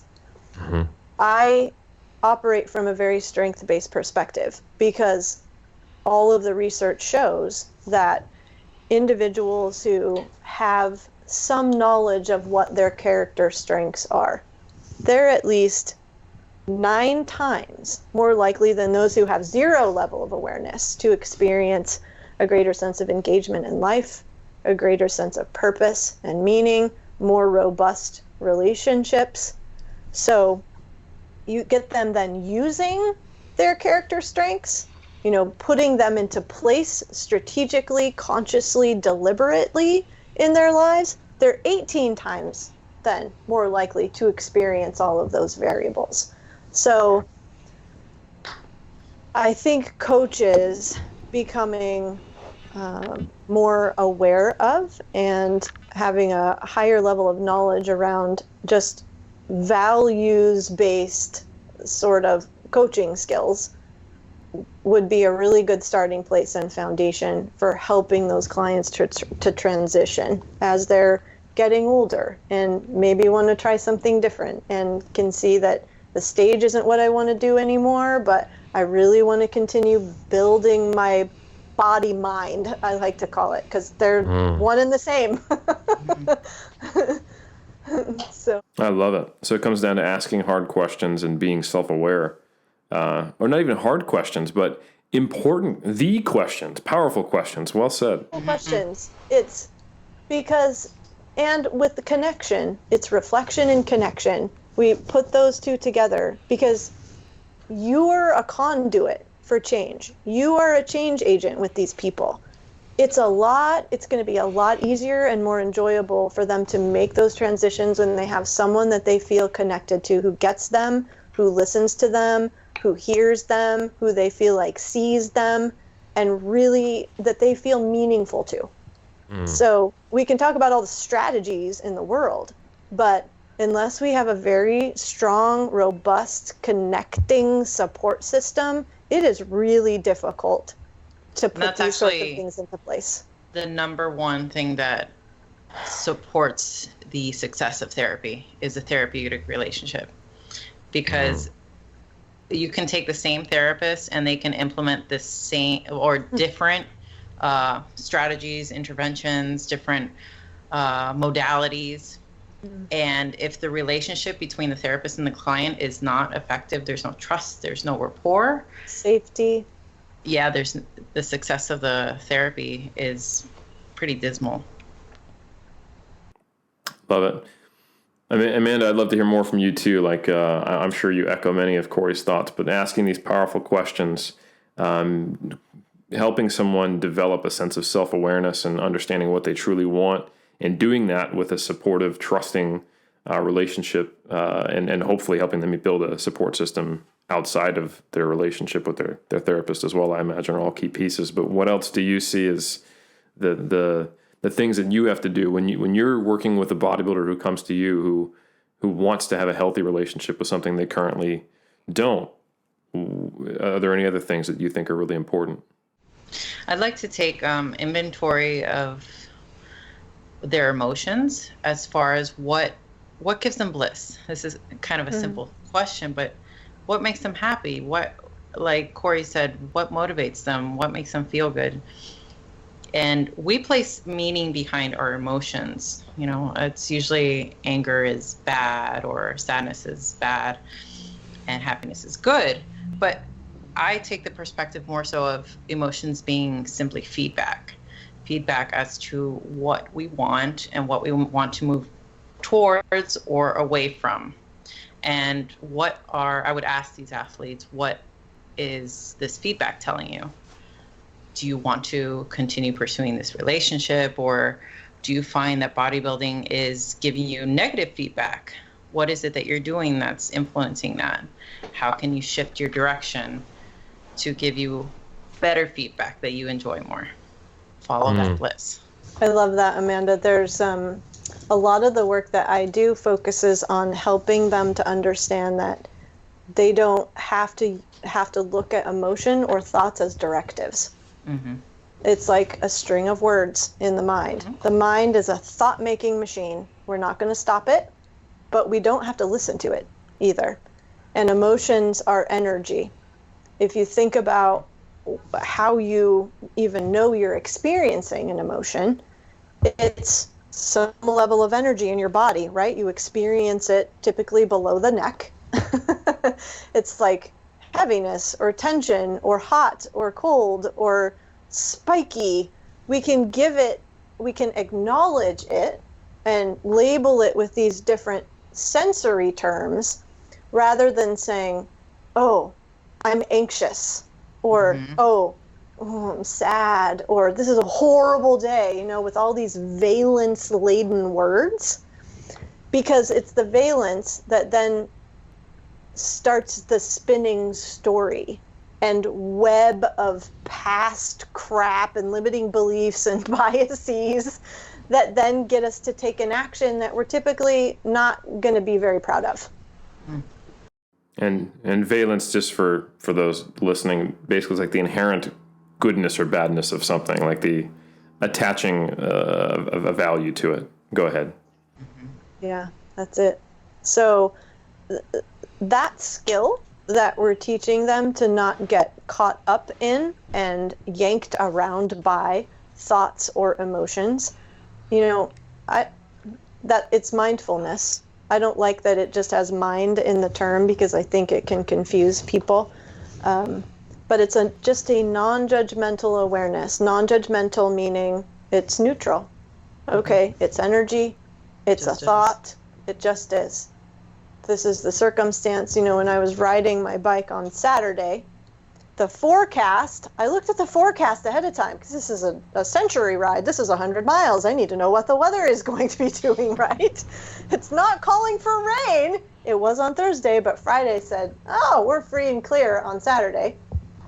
So Corey goes out to ride. 20 miles in, she's in a freaking downpour. Downpour! And I'm getting just dumped on. I'm completely soaked.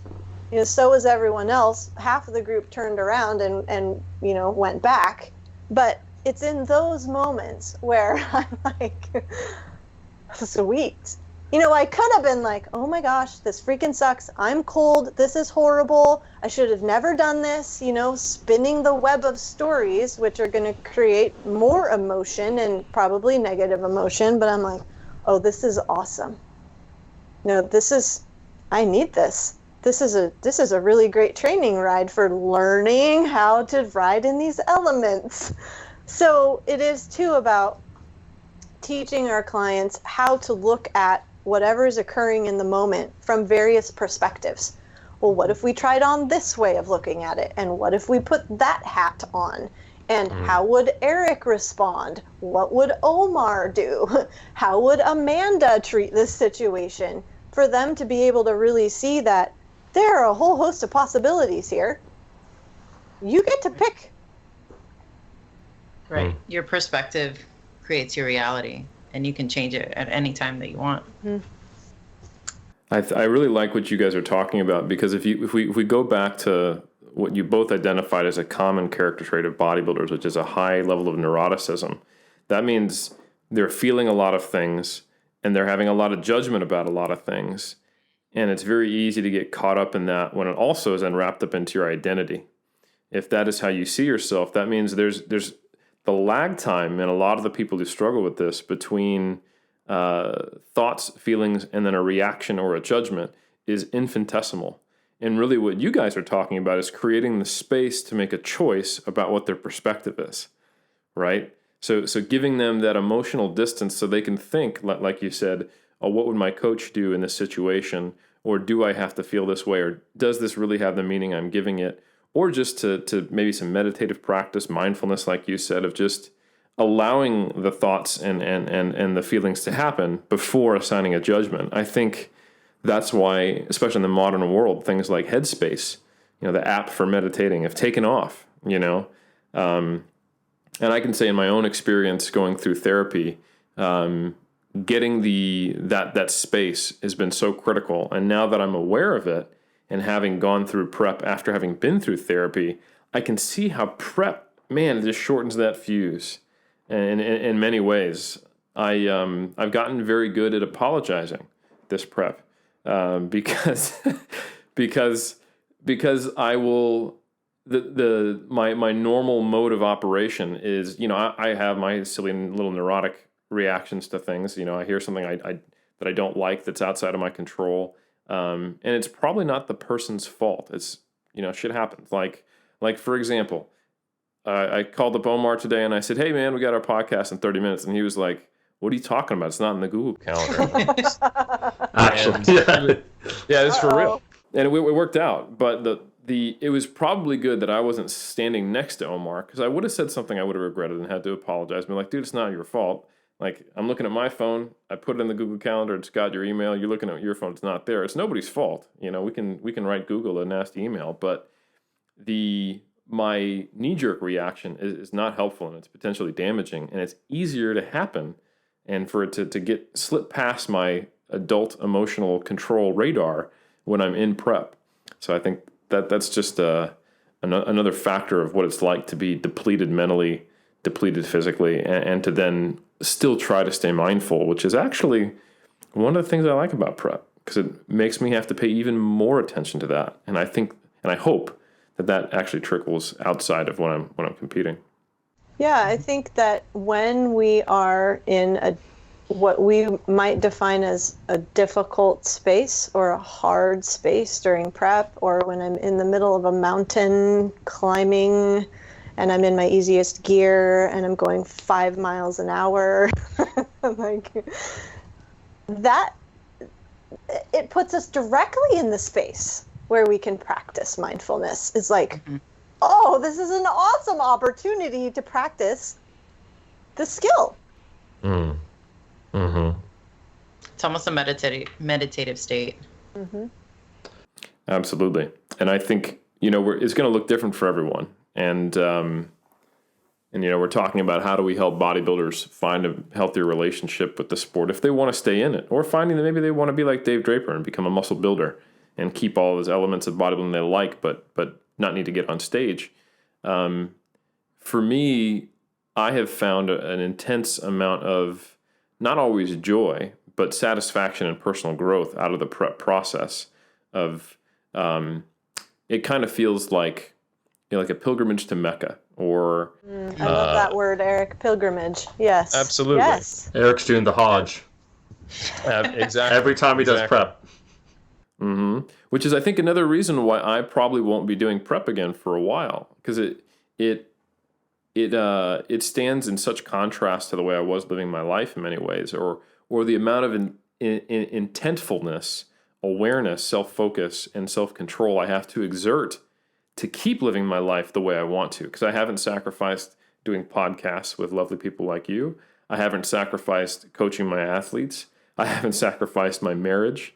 I haven't sacrificed going out to eat. I've had to really challenge myself to be flexible, to utilize the skills that I teach my clients that maybe I don't always follow myself because it's easier to be rigid, and to understand how to exert that kind of flexibility, comfort with the unknown, which for me to have, like we were talking about before, bodybuilders don't like not knowing what's going to happen. They like to, it's either optimal or nothing, right? So I'm going to make sure I understand what optimal is and control every variable. For me, because my purpose for competing has become more about self-discovery and self-betterment and expressing myself, now to do that, to express myself, I have to have an open-ended question. I have to be like, well, this will be interesting to try out. Let's see how this goes in my life. And all of a sudden, now that's okay. Now trying a new nutritional strategy, training strategy, altering my training in a way that I think might be fun but could be neutral. I'm not worried that it might somehow be suboptimal. And it also prevents me from going down the spirals of, oh, I'm plateaued right now. I've had the same amount of glute striations the last 3 weeks. Ooh, do I need to do something crazy? Or do I need to text Berto and be like neurotic and him come home to 45 messages on Instagram? I don't do those things because the importance of that, while it's there, don't get me wrong, I wouldn't be getting on stage if it was just about, I just do a photo shoot and nothing else. Like I still want to compete. I still have those extrinsic desires, but their volume is turned down so much, and they're just this kind of, they're a vehicle for what really is important. So helping competitors do that, it's become more and more important to me as I've understood how important, to me as a coach, as I've understood how important it is to me as an athlete if I want to stay in the game and get something positive out of it. And I think, Eric, what you're describing in the literature, what you have fostered for yourself and what you're helping to foster for your athletes is a sense of autonomy. You know, there are plenty of coaches out there who just say, follow this meal plan, do not deviate, do this exercise program, do not even think about doing anything different. In 2 weeks, we'll change it. How does this make any sense? There's no sense of volition for the client. There's zero sense of choice. We take the joy out of it. We're not promoting that curiosity that you're talking about, you know, expanding within you. And that's one of our basic psychological needs, is that sense of volition. I have a choice here. No one is making me do something. No one is demanding or coercing me into this. I am choosing this. I get to. Like, Yeah. We're developing, you know, rather than having to defend something. The feeling is much different. Well, I think it's tough when a lot of coaches themselves are bodybuilders, and the way they know how to be successful is within these narrow parameters. So then they apply it to their clients. And you could even make an argument, maybe the first competitive season, kind of that approach you were describing that doesn't build autonomy, might at least allow the person to build that basic level of competence, but then it's got to change. Like you've got to alter your coaching as you have more advanced clientele, or define advanced clientele as someone who has autonomy in their own process and hook into that as a coach. But I think that's something that's not even on a lot of coaches' radar. But anyway, just coming down to, okay, here's where I understand the client to be. We're collaborating. I make a suggestion. This is where I would like us to start. What do you think about this? At least give them the opportunity to have a back and forth with you and a dialogue. But like you said, you laying the foundation for what you know you're going to build upon. Well said. Especially for a new competitor. Yeah. It's the same concept with coaches as in therapy, because eventually you want your clients to be able to be stable on their own, not to depend on having a therapist. You want to create an environment, a space where they can learn these challenging skills in a challenging situation, and so they can continue to apply it in the future. Because that coach that gave an athlete that exact protocol that they have to follow, you have to train this many days, you have to eat this certain way. Okay, contest prep is over. Now what? What do you do now? Or all of these elements and all of these variables are not in line. You're in a different environment. What do you do? And you're not teaching your clients to be applicable in other areas. And that's where the neuroticism shoots up. I'll do what I'm familiar with. Yeah. I have a plan. I'll just keep following the plan. At whatever cost sometimes. I appreciate that we're looking at bodybuilders in this episode today, not powerlifters, because as we know, speaking to someone that does powerlifting, we just don't think. At least bodybuilders are thinking about something. powerlifters are just like, That's okay, a whole other realm. Yeah, Yes, sometimes okay. we think way too much. yeah. We need to get out of the head. Powerlifters should probably be a little bit more introspective. It's like, I'm gonna lift this weight. It's like, okay. And that's all that goes on in there. Weight's good. There's some value to that. Absolutely. I was going to say that Eric is someone who has reignited interest, I could say, for me in overall the pursuit of bodybuilding, just the concept of it being a viable discipline. And one of the things that he talks about, I'm just curious if there's any literature trying to talk now about some of the positives of this whole experience, is with Eric, how he describes it, that ascetic kind of pursuit where it's one of discipline, one of determining what you can control and limiting yourself, and as a way becoming more meditative, learning more about yourself. And so that's tied with the aesthetic. And so as he kind of described from this prep now, he's finding out a lot more about himself. He's better off for it, and he's able to connect the dots between what's going on in prep and how it applies to him as a person outside of that. And I think that's really cool. I'm just curious, that connection, maybe if you guys have observed that with clients, with individuals, with counseling, or what the research shows, where there are, we've dunked on bodybuilding a little bit, just speaking from, but being in the trenches where, speaking from personal experience, and it comes from love. It's like a parent telling someone like, yeah, you messed up, you done messed up. But now talking about some of the virtues maybe of bodybuilding, is that something you guys have observed, the literature, some of those positive qualities maybe? I'll start with the literature, then I'll let you guys talk about the clinical side, because the literature is overwhelmingly negative when it looks at it. I think, I don't know if you guys agree, but psychology literature is largely about fixing problems, which I think is a stark contrast to what good actual therapy is, which is about you stepping into being a better version of yourself, or curiosity and learning more about yourself and being more open.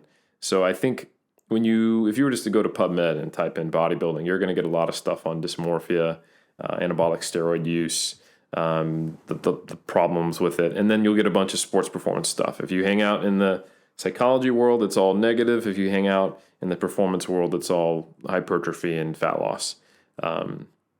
So I can only really speak to what I've seen as a coach, is that all those potential positives that I was talking about only get experienced and learned by the client if they are prepping versus like being prepped, like if they're forced to do another season because it's the only way they know how to live their life, and it's they don't, if they feel like they have to bodybuild to have control, then the entire time it's this neuroticism driven reaction versus this self introspective journey where the first time I saw it modeled was actually Jeff Alberts. So he had retired multiple times, and he kept kind of coming back to bodybuilding. And it got more and more and more negative each time he came back, in some ways positive and better. But when he came back in 2009, which is when he started the 3D Muscle Journey blog, he came back to it with a totally different perspective. And he was like, I want to do this for me. I want to do this to have fun. I want to enjoy the experience. And I want to see what it's like to come back in my late 30s and do this whole bodybuilding thing that I used to do without just driving myself to the ground to get a pro card at the cost of everything. And he had a much more positive experience. He finally interacted with people backstage, and it wasn't just this tunnel that he sprinted down until he hit a wall. It was this kind of gradually opening field of new experiences with the sport he once started. So all I can say is that I think if someone is being forced to do prep or perceives it that way or is handcuffed to it, they can't have that experience. Yeah, I would agree that having that quality or just that open mindset of inviting the general curiosity is what's going to facilitate the positives of what bodybuilding can provide. Moving away from the rigidity, the rituals, and allowing yourself to just experience and be curious. I think, one, you're able to build a better community with other athletes, other individuals, and allow yourself to interact with them. because just the example with Jeff, like he started talking to people backstage after that mental shift, and the elements are the same, but he just allowed it. And we wouldn't be on this podcast now with the four of us if he hadn't done that, which is kind of cool. But keep that is going. kind of cool. Yes. As far as positive things about bodybuilding, I've seen with myself just better confidence. I built this amazing community, and I met you guys. Yeah, better self-image, and it's just allowing yourself to be like that, because I was rigid myself. How I started, even though I've never competed, I took on and I placed meaning behind these things that it has to be done a certain way. It has to be black or white. And I was just like, this is not working for me. It's this feedback that I'm receiving does not make me feel good. So I made changes slowly and allowed myself to experience uncomfortable situations that are now comfortable for me. So that has been the positive side of bodybuilding for me. I'm sure there are others that I'm not thinking of on the spot. I love that both of you kind of went from, I had to experience the discomfort and that adversity and the rigidity and the lack of flexibility in order to move through and into this higher level of awareness. And I think that's a really important piece that as coaches and therapists, that we need to learn how to address with and talk with our clients about and be with them when they're experiencing it. Like, this is exactly where you're supposed to be, right here, right now, in this ickiness, the muck. You're not the only one that's been here. This is part of it. So now it's an opportunity to look at it, be the observer of it. Like, let's step out of it and look at it and ask, like, what attitude, what energy do I want to embody moving forward? Like, Eric, you were really articulate in discussing, how you wanted to move forward. It was intentional then, now, in a way that it wasn't probably in the beginning, asking yourself that question. How do I want this to look this time? Every time I would start competing or prepping for another competition, that's a question I would ask myself. How do I want this to look? What's the energy I want to bring to this time? What attitude and mindset would be ideal for me this time based on what I've learned and what I've already experienced? So I think that for what you're getting at, Omar, getting to that higher level of awareness, it takes going through all of that difficulty to actually begin to put together that there is another way and what that way and the path might look like. Yeah, one other thing I can add, Omar, is I think if you were really in kind of the hardcore bodybuilding scene, focused on competing and doing better, and the end goal being the paramount above everything else, they direct you the opposite way. Like, you didn't get lean enough because you weren't hardcore enough.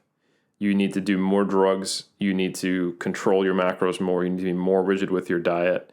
You need to diet harder or longer. You need to push it further in the off season. You need to fix. You need to get more hardcore in your mindset, and that'll get you to the point when you are a champion. And that's all that matters.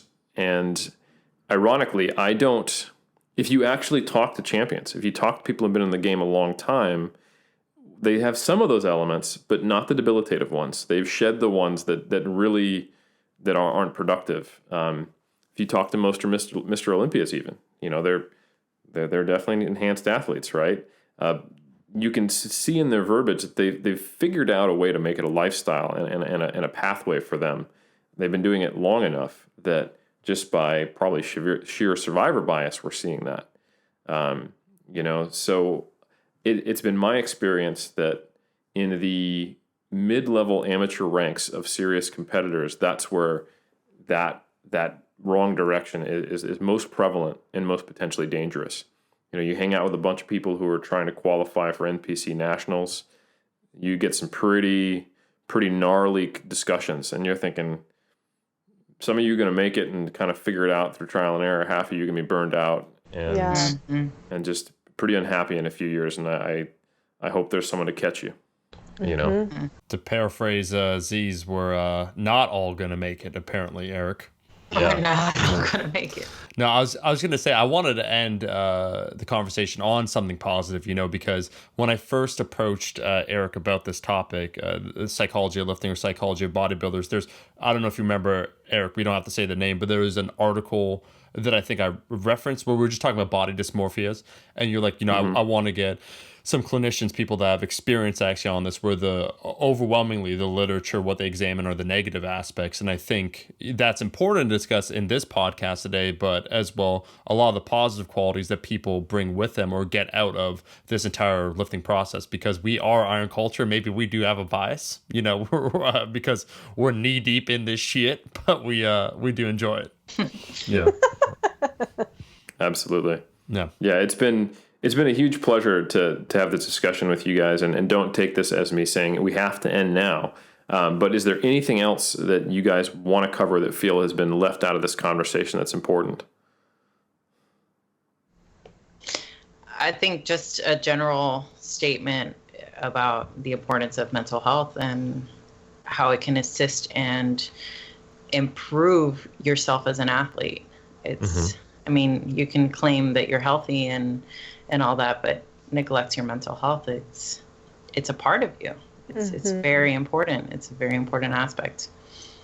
So don't feel stigmatized or something's wrong with you if you want to reach out for help, even if it's something that you consider as minor. It doesn't matter. That's your own judgment. If you want help, go for it.